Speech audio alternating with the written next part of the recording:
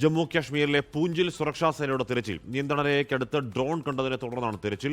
വിനിത വിജി വിവരങ്ങൾ ചേരുന്നു. വിനിത, ഡ്രോൺ കണ്ടതിലെ സംശയങ്ങൾ എന്തൊക്കെയാണ്?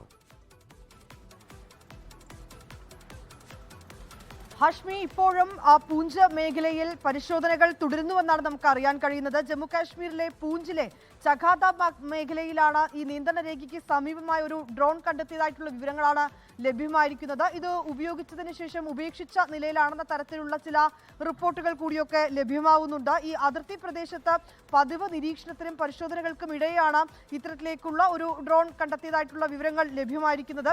ഒപ്പം തന്നെ സംശയാസ്പദമായ ഒരു ബാഗും ഈ സൈന്യം സ്ഥലത്ത് നിന്ന് കണ്ടെത്തിയിട്ടുണ്ട്. ഈ കൂടുതൽ ടീമുകളടക്കം ആ മേഖലകളിലേക്ക് എത്തി ഇപ്പോൾ പരിശോധനയും ഒപ്പം തന്നെ മേഖലകളിലേക്കുള്ള നിരീക്ഷണവും കൂടുതൽ ശക്തമാക്കിയിട്ടുണ്ട് എന്നാണ് നമുക്ക് മനസ്സിലാക്കാൻ കഴിയുന്നത്.